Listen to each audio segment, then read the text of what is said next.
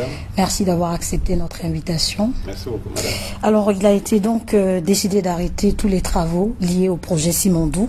Et je rappelle que ce sont les sociétés Rio Tinto, Simfer et Winning Consortium, justement, qui étaient chargés de la réalisation de ces différents projets.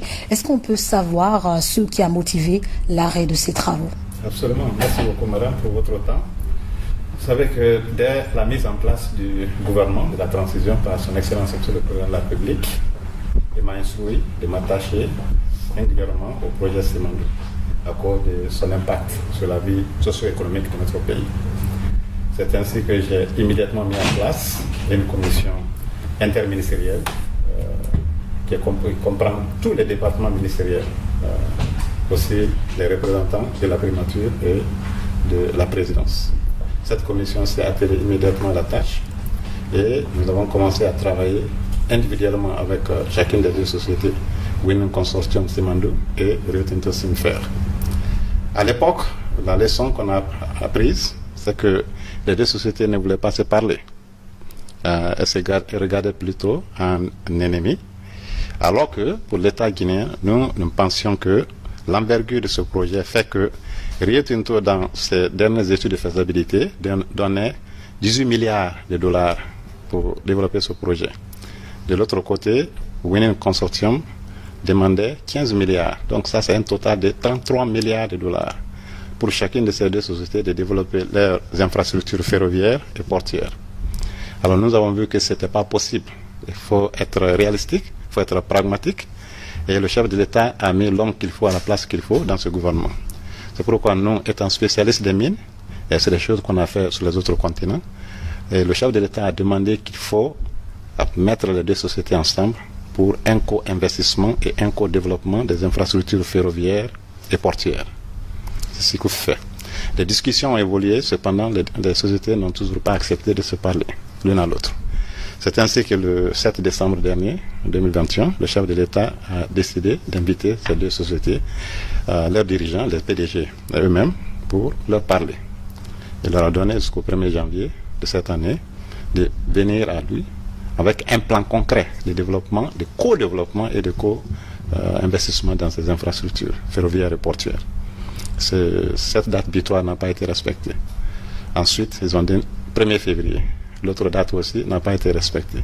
C'est la suite de ça que le chef de l'État lui-même a dit que je m'implique personnellement dans le projet Simandou à cause de son impact sur la vie de notre nation. Et c'est à ce moment-là qu'il nous a demandé de négocier directement au palais présidentiel avec les deux partenaires. C'est ce qui fut fait et un 25 mars dernier, vous avez vu l'accord cadre qui est né. Alors, l'accord cadre-là donnait 60 jours à ces deux sociétés de travailler avec l'État guinéen pour créer une co-entreprise qui devrait développer ce projet. La date butoir de ces 60 jours, c'était pour un 24 mai. La date là n'a pas été respectée. Et en tant que ministre des Mines, j'ai ajouté 10 jours supplémentaires pour la création de la co-entreprise. La date là aussi n'a pas été respectée. Et en pleine immersion à l'intérieur du pays, avec les autres membres du gouvernement, le chef de l'État m'a demandé d'inviter encore pour une dernière fois les deux PDG.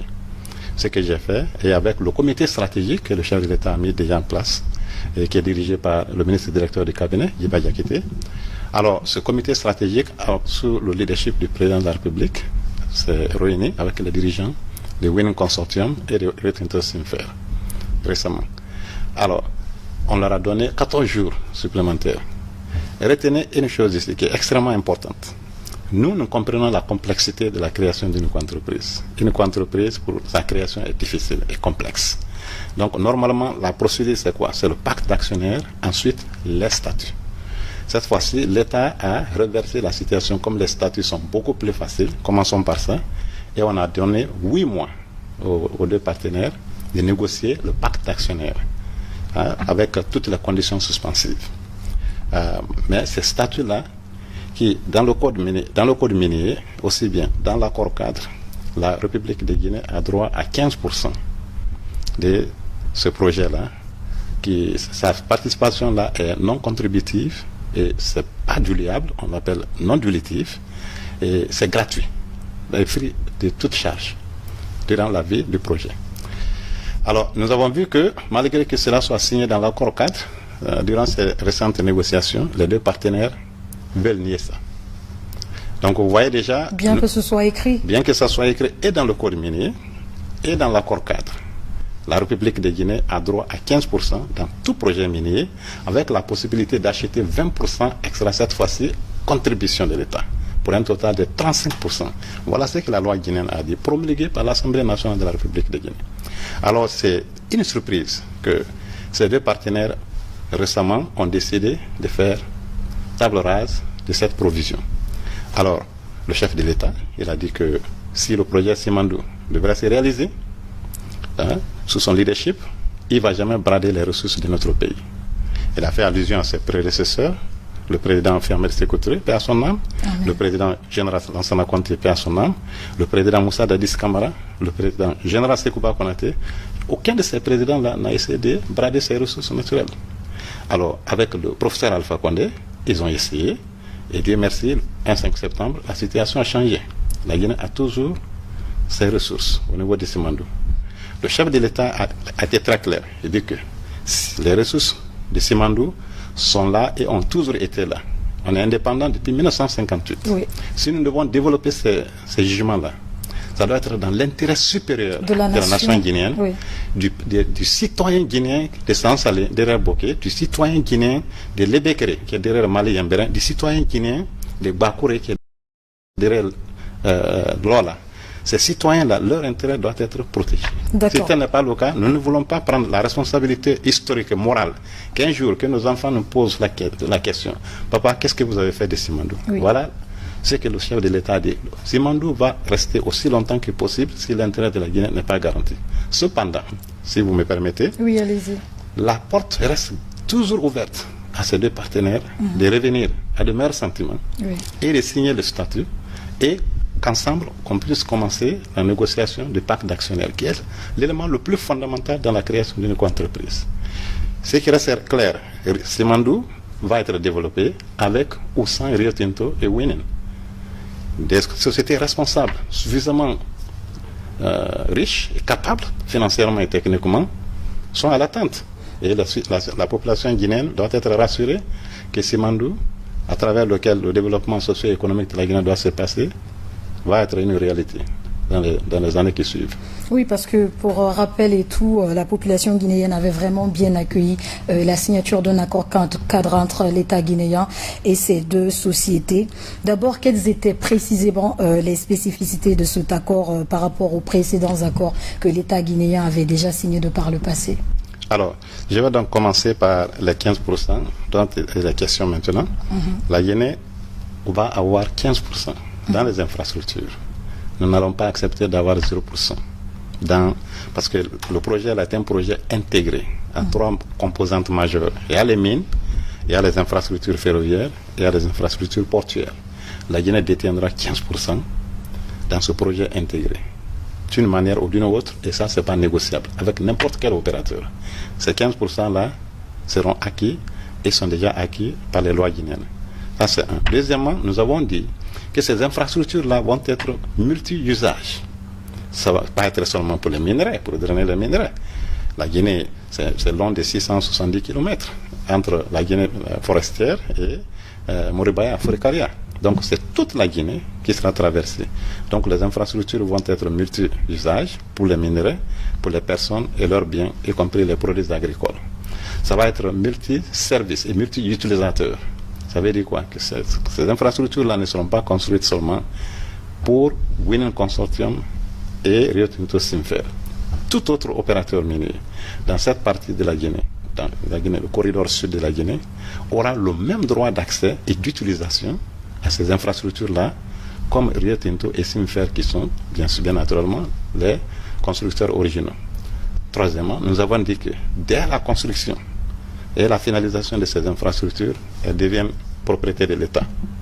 C'est à l'État guinéen d'en assurer la gestion et pour repayer les capitaux qui ont été investis par ces sociétés minières.